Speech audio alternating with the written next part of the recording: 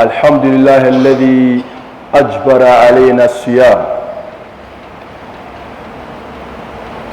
وهو الذي خلق السماوات والأرض وجعل البشر وخلق البشر وأخرج من هذا البشر من يؤمن به. فنحمد الله سبحانه وتعالى على أننا نؤمن بالقرآن ونؤمن بالقدر ونؤمن بما أمرنا الله سبحانه وتعالى، ونحاول أن نحقق أوامره. أصلي وأسلم على من أرسله الله رحمة للعالمين، نذيرا وبشيرا وداعيا إلى الله، سيدنا وحبيبنا وقدوتنا محمد صلى الله عليه وعلى أصحابه ومن تبعه بإحسان إلى يوم الدين. أما بعد، السائل يسأل عن أصحاب رسول الله صلى الله عليه وسلم في استقبالهم لشهر رمضان، وقال رضي الله عنهم: ما كان أحدنا أن يستقبل شهر رمضان وفي صدره شيئا لمؤمن. ما كان لأحدنا أن يستقبل شهر رمضان وفي صدره شيئا للمؤمن. أيها الأحباب الكرام، ما زلنا نتحدث عن كيف يستقبل الإنسان شهر رمضان، ونحن قلنا أننا سنرى وسننظر كيف كان يستعدون أصحاب رسول الله صلى الله عليه وسلم لاستقبال هذا الشهر المبارك. فكما قلت لكم آنفا، هناك أحد جاء يسأل عن أصحاب رسول الله صلى الله عليه وسلم، فوجد الجواب بأن أصحاب رسول الله صلى الله عليه وسلم ما كان أحد منهم أن يستقبل شهر رمضان وفي صدره شيئا للمؤمن، أو في صدره شيئا يقري أخيه، أو شيئا يضر أخيه. لا، ليس هذا في صدره أو في قلبهم. يعني أهم شيء كانوا يتجهون أو يتجهزون بها للاستقبال شهر رمضان سلامة الصدر. سلامة الصدر، لأن معظم مشاكل المجتمع أيها الأحبة الكرام الإسلامي سببها الأساسي ما تحدث في الصدور. ما تحدث في الصدور. يقول رسول الله صلى الله عليه وسلم: تعرض الأعمال، استمعوا إلى هذا الحديث، تعرض الأعمال على الله تعالى يومي الاثنين والخميس من كل أسبوع، فيقبل الله تعالى أعمال إلا من وجد في صدره شيئا نحو أخيه مؤمن، فلا يتقبل الله أعماله. والمؤمن أيها الإخوة، والمؤمن في الدنيا يأمره الله تعالى أن يأخذ وصف أهل الجنة. المؤمن في الدنيا يأمره الله سبحانه وتعالى أن يأخذ وصف أهل الجنة، وأهل الجنة يقول الله تعالى فيهم: ونزعنا ما في صدورهم من غل إخوانا على سرر متقابلين. ولذلك روي أن رسول الله صلى الله عليه وسلم كان جالسا بين صحبه مباركين وقال لهم: سيدخل عليكم الآن رجل من أهل الجنة، سيدخل عليكم الآن رجل من أهل الجنة. ودخل هذا الرجل وكان متوضئا، وما زال المياه الوضوء تنزل من أعضائه، ويحمل حذاءه تحت إبطه. وجلس رجل بعد فترة وقام فقال صلى الله عليه وسلم: قام رجل من أهل الجنة، والآن قام الرجل من أهل الجنة. وكان كذلك في اليومين، وكان كذلك في اليوم الثالث، لأن سيدنا عبد الله بن عمر بن العاص قويا في طاعة الله، كان قويا في طاعة الله، فكان يحيي الليل كله وفي الصلاة وتلاوة كتاب الله، ويصوم الأيام كلها إلا التي حرم فيها رسول الله صلى الله عليه وسلم الصيام. وكان يختم القرآن كل 3 أيام مرة. فقال في نفسه عبد الله بن عمر، فقال في نفسه: ما الذي يفعله هذا الرجل؟ ما الذي يفعله هذا الرجل ليكون من أهل الجنة أكثر مما أفعله؟ فذهب إليه ودق عليه الباب. وإن شاء الله تعالى حتى لا نطول على حضراتكم سنتحدث عن هذا، سنستمر في هذا في اللغة الفرنسية إن شاء الله. نسأل الله عز وجل أن يجعلنا من الذين يستمعون القول ويتبعون أحسنه. صلوا ربكم التوفيق يستجيب لكم.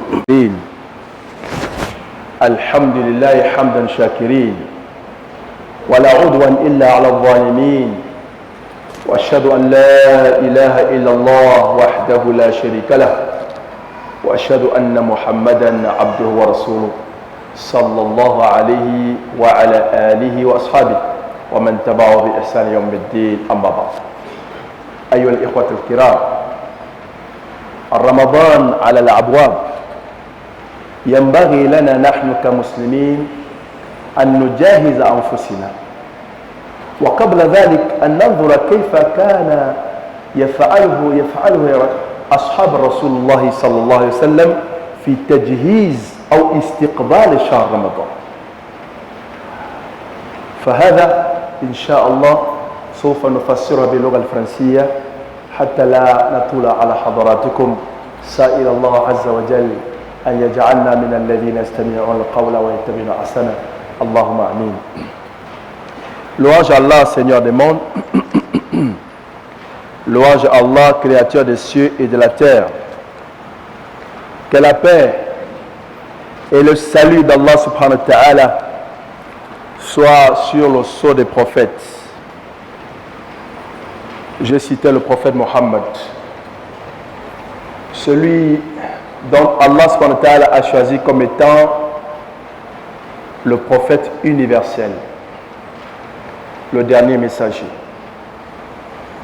Chers frères et sœurs en islam, nous nous préparons pour un événement important. Depuis le vendredi dernier, nous avons commencé à parler du mois de Ramadan, mais bien avant de parler du mois de Ramadan, nous devons voir comment se préparer, comment réceptionner, comment accueillir le mois de Ramadan. Mais pour ça, il faudrait que nous avons des prédécesseurs. Il faudrait que nous regardions loin derrière pour nous inspirer de ceux qui étaient avant nous. Et les meilleurs parmi ceux-là sont les compagnons du prophète Mohammed. Comment se préparaient-ils à l'arrivée pour accueillir l'événement du mois de Ramadan? Alors, il y a une personne qui est allée poser des questions sur les compagnons du prophète Mohammed sallallahu alayhi wa sallam. Comment se préparaient-ils? Comment faisaient-ils avant l'arrivée du mois de Ramadan? Quelles sont les œuvres, les actions qu'ils faisaient avant cet événement important pour les croyants et les croyantes? Alors, il a reçu comme réponse cette très belle réponse. On lui dit: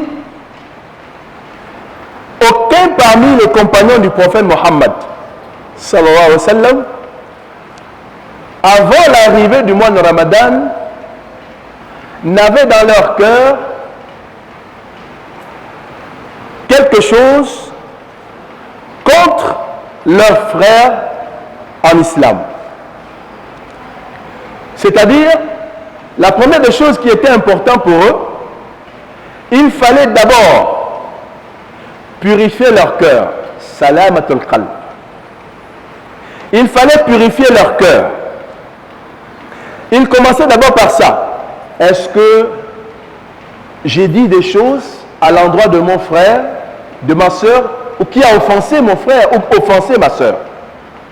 Est-ce que je me comporte mal dans la communauté musulmane? Est-ce qu'il y a parmi mes frères quelqu'un qui se plaint de moi? C'est ainsi qu'ils regardaient autour d'eux.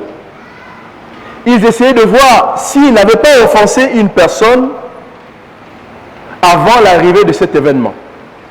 Chers frères et sœurs en islam, c'est important parce que si nous rentrons dans le mois de Ramadan en ayant dans notre cœur la haine contre un frère musulman, la jalousie sur un frère ou une sœur musulmane, où on a offensé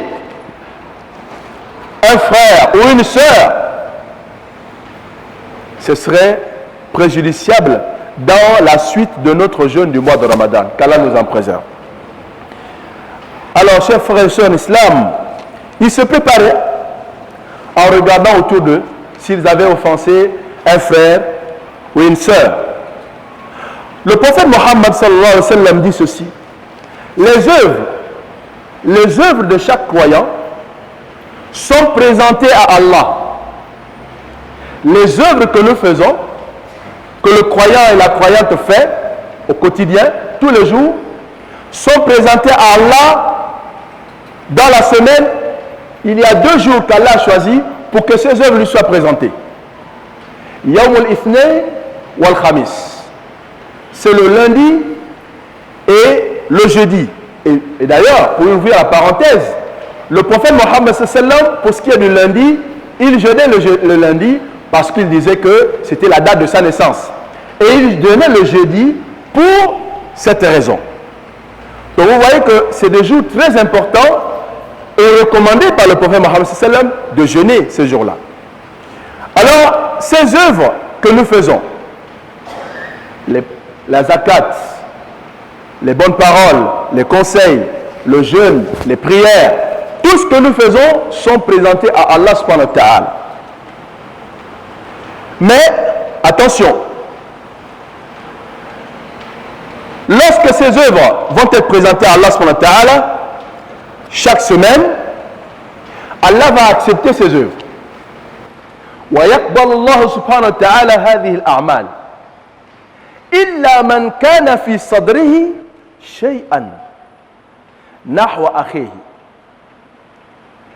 À l'exception, lorsque Allah va accepter les œuvres de ceux-là, إلا من كان في صدره أو في قلبه شيئا من الكراهة والغضب من الأعمال السيئة نحو الغير nahwa akhi, à l'exception de ceux qui auront dans leur cœur, vous voyez, qui auront dans leur cœur la haine envers son frère, la jalousie envers son frère, l'offense envers son frère, c'est celui-ci ou celle-ci, ces œuvres ne seront jamais acceptées, qu'Allah nous en préserve.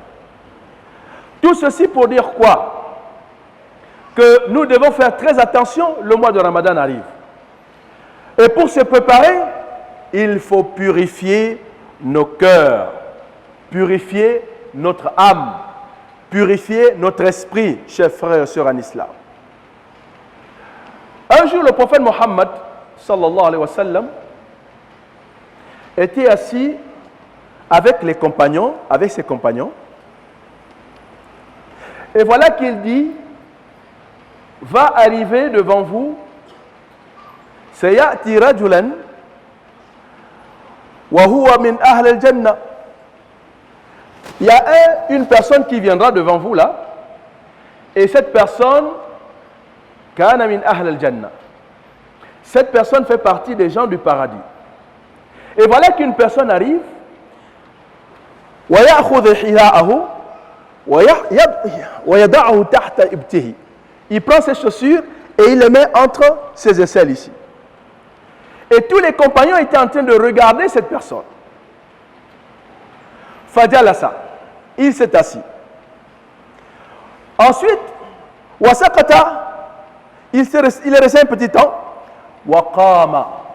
Et le prophète Mohammed sallallahu alayhi wa sallam dit, sayaqumu al-ana indakum aw ankum rajul min ahl al-jannah. Il y a une personne parmi vous qui va se lever. Cette personne-là fait partie des gens du paradis. Alors parmi eux, il y avait un grand compagnon du prophète Mohammed sallallahu alayhi wa sallam appelé Abdullah ibn Umar ibn al-As.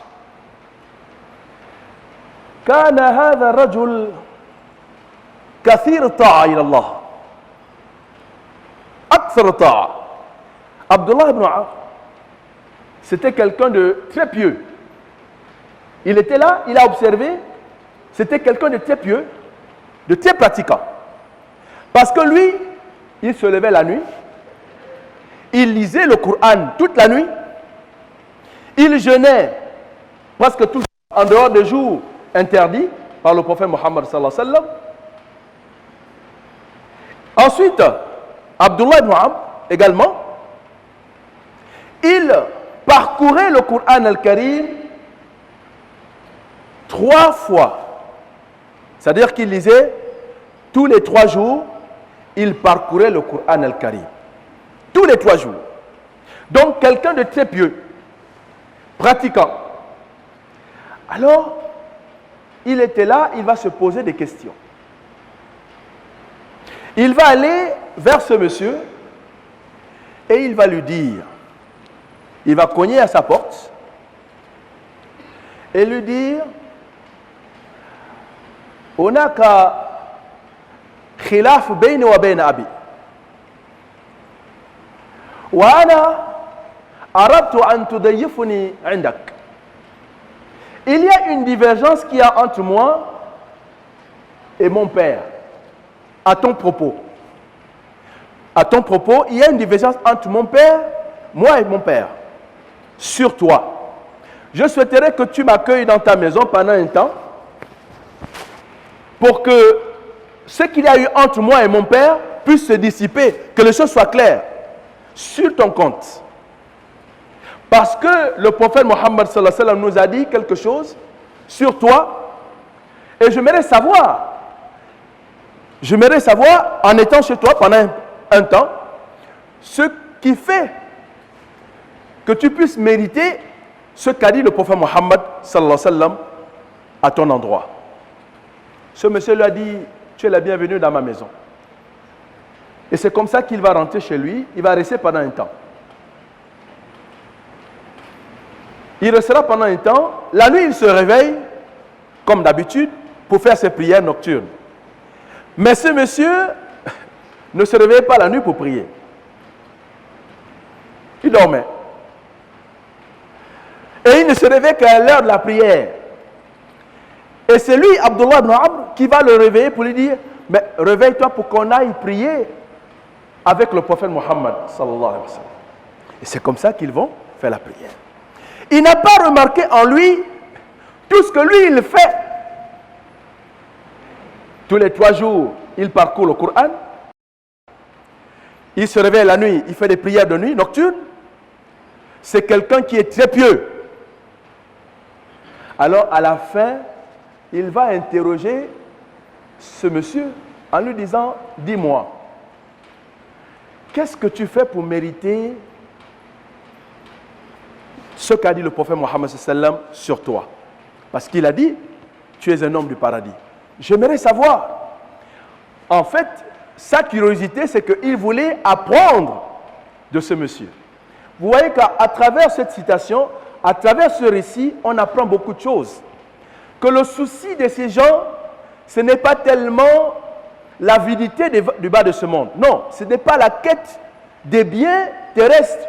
Leur objectif, c'était de pouvoir accéder au paradis. Et lorsqu'ils avaient quelqu'un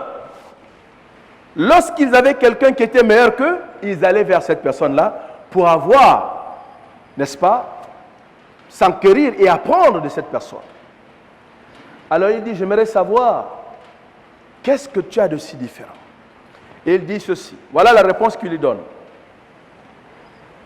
Tout ce que je perçois, tout ce que j'apprends, je ne dépasse pas plus que ce que j'ai appris.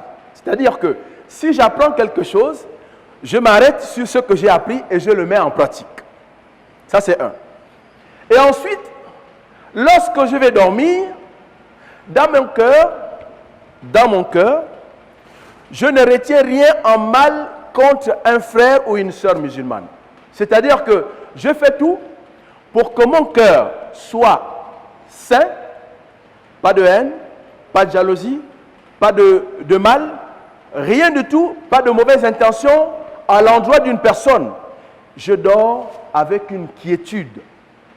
Vous voyez, chers frères et sœurs en islam, ça c'est la première des choses que nous souhaiterons vous partager. C'est que les compagnons du prophète Mohammed sallallahu alayhi wa sallam, lorsqu'ils ont, pour accueillir le mois de Ramadan, premier élément, première chose, c'est que d'abord, ils commençaient à purifier leur cœur. Parce qu'ils savaient que le cœur et l'esprit, quelles que soient les œuvres que vous allez faire, si vous avez retenu dans votre cœur un mal envers un frère ou une sœur musulmane, ou vous avez offensé quelqu'un, toutes vos œuvres, les œuvres que vous ferez, seront rejetées auprès d'Allah subhanahu wa ta'ala, qu'Allah nous en préserve. Donc, c'est très important pour nous, chers frères et sœurs en islam, il est très important de préserver cela. Fais tout pour que ce qu'il y a entre toi et ton frère, ça peut être une dette envers un frère musulman. Ça peut être une offense verbale.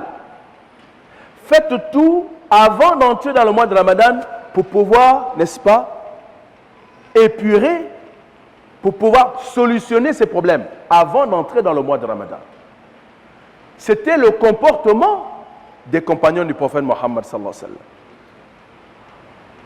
وَنَزَعْنَا مَا فِي صُدُورِهِمْ غِلًّا مِنْهُمْ وَكَانُوا إِخْوَانًا مُتَقَابِلِينَ عَلَى سُرُرٍ مُتَقَابِلِينَ.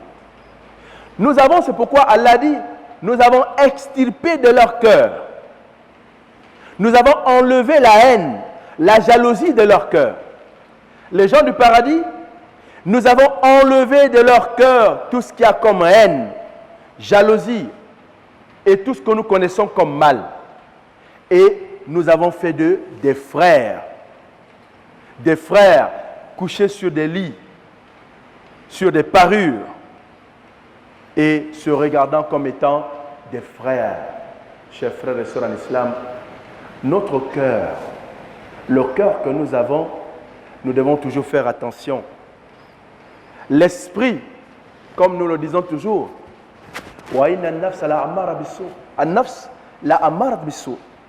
le nafs qui est là oriente toujours l'homme vers le mal. Mais c'est à nous de pouvoir tout faire pour nous éloigner de tout ce qui est mal. Le mois de Ramadan s'approche à grands pas. Qu'est-ce que nous faisons pour accueillir ce mois de Ramadan? Ce n'est pas avec les biens, ce n'est pas avec la nourriture, ce n'est pas avec de l'argent, c'est plutôt en se préparant spirituellement, en purifiant notre esprit, en purifiant notre âme, en sachant que si je vais être dans le mois de Ramadan, parmi ceux-là, des hommes pieux, des personnes d'une certaine piété, puisque c'est Allah qui le dit, Ya ayyuhalladhina amanu kutiba alaykum siyam kama kutiba ala alladhina min qablikum la'allakum tattaqun. Ainsi atteindrez-vous la piété. La piété. Mais pour être à ce niveau-là, ça se prépare en amont. Préparons-nous avant cela. Avant, n'est-ce pas, l'arrivée du mois de Ramadan. Donc, nous allons toujours rester dans cette phase de la préparation. Comment se préparer avant l'entrée du mois de Ramadan.